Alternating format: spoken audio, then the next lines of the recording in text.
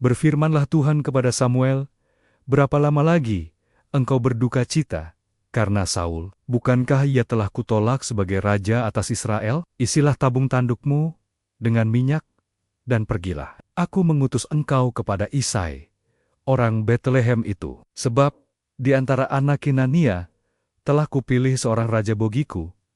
Tetapi Samuel berkata, "Bagaimana mungkin aku pergi? Jika Saul mendengarnya, ia akan membunuh aku, firman Tuhan. Bawalah seekor lembu muda dan katakan, 'Aku datang untuk mempersembahkan korban kepada Tuhan.' Kemudian, undanglah Isai ke upacara pengorbanan itu. Lalu aku akan memberitahukan kepadamu apa yang harus kau perbuat. Urapilah bagiku orang yang akan kusebut kepadamu."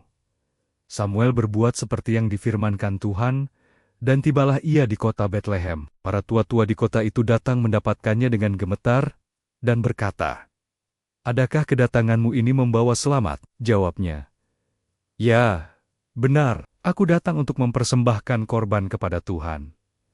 Kuduskanlah dirimu, dan datanglah dengan daku ke upacara pengorbanan ini." Kemudian ia menguduskan Isai dan anak-anaknya yang laki-laki, dan mengundang mereka ke upacara pengorbanan itu. Ketika mereka itu masuk, dan Samuel melihat Eliab, lalu pikirnya, "Sungguh, di hadapan Tuhan, sekarang berdiri yang diurapinya."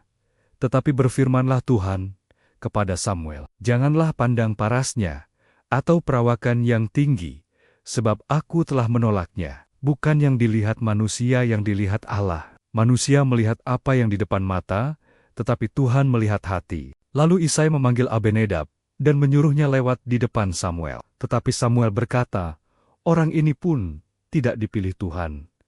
Kemudian Isai menyuruh Syama lewat. Tetapi Samuel berkata, "Orang ini pun tidak dipilih Tuhan."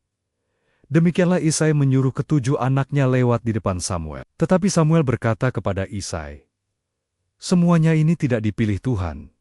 Lalu Samuel berkata kepada Isai, "Inikah anakmu semuanya?" Jawabnya, "Masih tinggal yang bungsu, tetapi sedang menggembalakan kambing domba."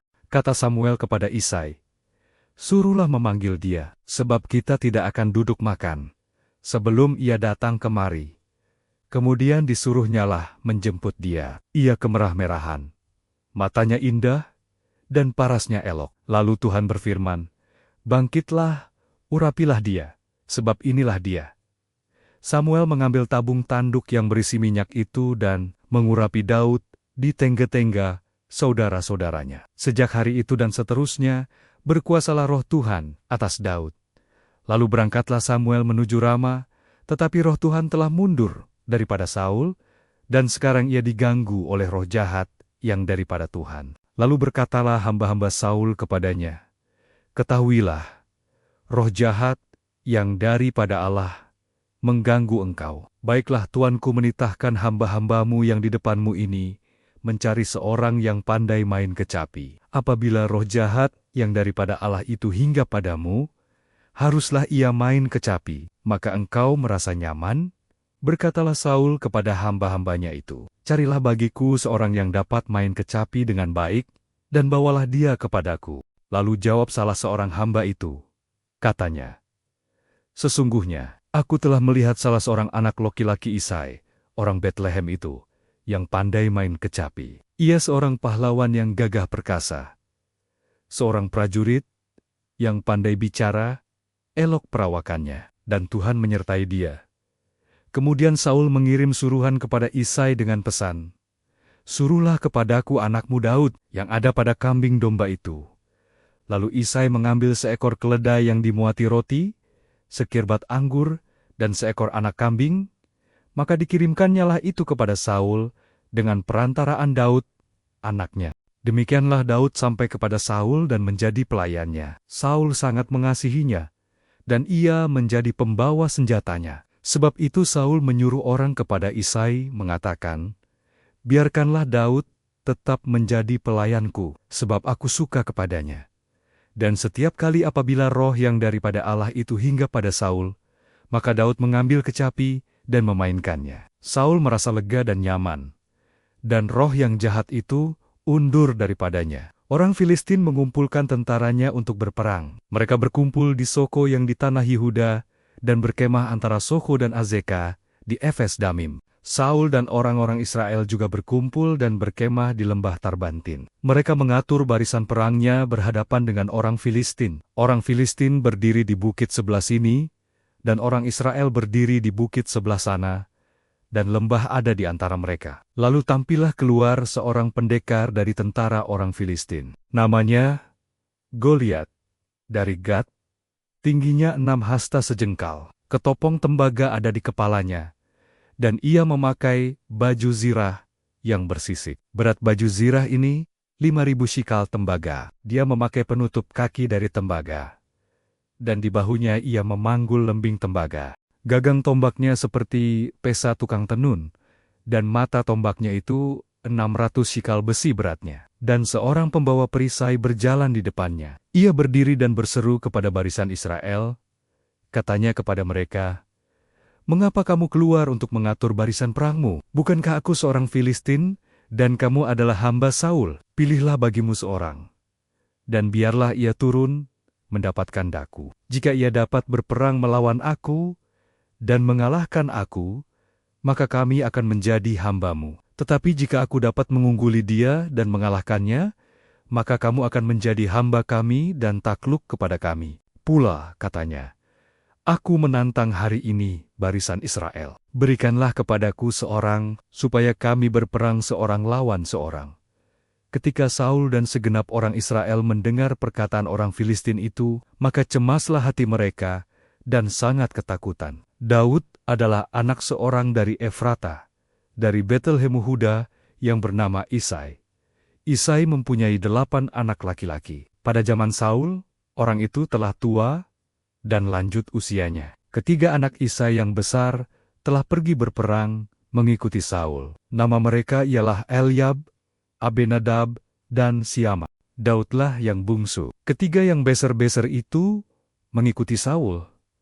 Tetapi Daud selalu pulang daripada Saul untuk menggembalakan domba ayahnya di Betlehem. Orang Filistin itu maju mendekat pada pagi hari, dan pada petang hari, demikianlah ia tampil ke depan 40 hari lamanya. Isai berkata kepada Daud, "Ambillah untuk kakak kokokmu bertih gandum ini, sifa dan roti yang 10 ini.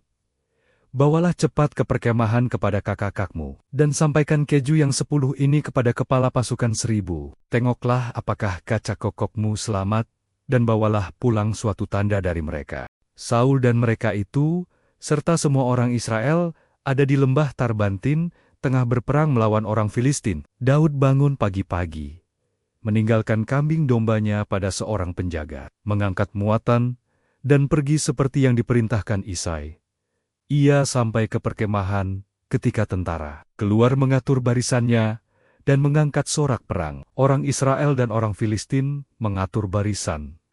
Barisan berhadapan dengan barisan. Daud menurunkan barang-barangnya kepada penjaga barang-barang tentara, lalu berlari ke tempat barisan. Di sana ia bertanya kepada caca kokoknya, "Apakah mereka selamat?" Sedang ia berbicara, tampillah pendekar itu, Goliat dari Gat, mengucapkan kote-kota yang sama, dan Daud mendengarnya. Ketika semua orang Israel melihat orang itu, mereka lari dengan sangat ketakutan. Orang Israel berkata, "Sudahkah kamu lihat orang yang maju itu?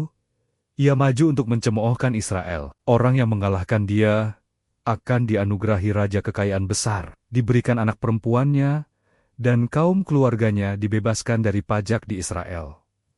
Lalu Daud bertanya, "Apakah yang akan dilakukan kepada orang yang mengalahkan orang Filistin itu dan menghindarkan cemooh dari Israel? Siapakah orang Filistin yang tak bersunat ini, sampai ia berani mencemoohkan barisan daripada Allah yang hidup?" Rakyat menjawab seperti tadi. Ketika Eliab mendengar Daud berkata begitu, ia marah dan berkata, "Mengapa engkau datang? Dan pada siapa kau tinggalkan kambing domba yang 2-3 ekor itu? Aku kenal sifat pemberanimu dan kejahatan hatimu.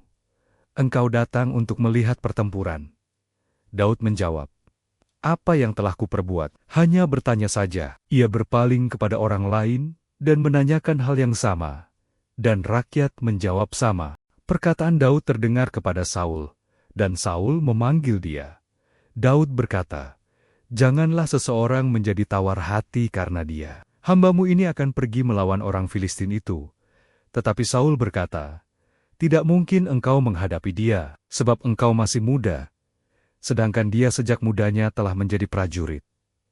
Daud berkata, "Hambamu ini menggembalakan domba ayahnya. Apabila datang singa atau beruang yang menerkam domba, aku mengejarnya, menghajarnya dan melepaskan domba itu. Jika ia menyerang aku, kutangkap janggutnya, kuhajar dan kubunuh. Baik singa maupun beruang telah kuhajar." Orang Filistin yang tidak bersunat itu akan sama seperti binatang itu, karena ia mencemooh barisan daripada Allah yang hidup. Daud berkata pula, "Tuhan yang telah melepaskan aku dari cakar singa dan beruang, Dia juga akan melepaskan aku dari tangan orang Filistin itu." Saul berkata, "Pergilah, Tuhan menyertai engkau." Saul mengenakan baju perangnya kepada Daud, menaruh ketopong dan baju zirah. Daud mencoba berjalan, tetapi tidak mampu, lalu berkata, "Aku tidak dapat berjalan dengan ini." Ia menanggalkannya. Daud mengambil tongkatnya, memilih 5 batu licin dari sungai, menaruhnya dalam kantung gembala bersama umbannya, lalu mendekati orang Filistin itu. Orang Filistin itu mendekat dengan pembawa perisainya. Ketika melihat Daud, ia menghinanya, karena Daud masih muda, kemerah-merahan dan elok parasnya. Ia berkata, "Anjingkah aku? Maka engkau datang kepadaku dengan tongkat." Lalu demi para allahnya ia mengutuki Daud dan berkata, "Hadapilah aku, maka aku akan memberikan dagingmu kepada burang-burang di udara dan binatang liar." Daud menjawab, "Engkau mendatangi aku dengan pedang, tombak dan lembing, tetapi aku mendatangi engkau dengan nama Tuhan semesta alam, Allah barisan Israel yang kau tantang itu. Hari ini Tuhan akan menyerahkan engkau ke dalam tanganku. Aku akan mengalahkan engkau dan memenggal kepalamu. Mayatmu dan mayat tentara Filistin akan kuberikan kepada burang-burang dan binatang liar, supaya seluruh bumi tahu bahwa Israel mempunyai Allah, dan supaya jemaah ini tahu bahwa Tuhan menyelamatkan bukan dengan pedang dan lembing. Sebab di tangan Tuhanlah pertempuran, dan Ia menyerahkan kamu ke dalam tangan kami." Ketika orang Filistin itu maju, Daud segera berlari menuju barisan musuh. Ia memasukkan tangan ke dalam kantung, mengambil sebuah batu, dan mengumbannya. Batu itu mengenai dahi Goliat dan terbenam ke dalamnya, sehingga ia terjerumus ke tanah. Demikianlah Daud mengalahkan orang Filistin itu dengan umban dan batu. Ia membunuhnya tanpa pedang. Daud berlari ke arah Goliat, mengambil pedangnya, menghunus, menghabisi dan memancung kepalanya. Melihat pahlawan mereka mati, orang Filistin melarikan diri. Orang Israel dan Yehuda bersorak, mengejar mereka sampai dekat Gat dan Ekron, yang terbunuh bergelimpangan di sepanjang jalan. Setelah kembali, orang Israel menjarah perkemahan orang Filistin. Daud mengambil kepala Goliat dan membawanya ke Yerusalem, tetapi senjata-senjata Goliat disimpannya dalam kemahnya. Ketika Saul melihat Daud pergi melawan orang Filistin itu, ia berkata kepada Abner, "Anak siapakah orang muda itu?" Abner menjawab bahwa ia tidak tahu. Raja berkata, "Tanyakanlah." Ketika Daud kembali setelah mengalahkan Goliat, Abner membawanya menghadap Saul, sedang kepala Goliat masih di tangannya. Saul berkata, "Anak siapakah engkau, orang muda?" Daud menjawab, "Anak hamba tuanku, Isai, orang Betlehem."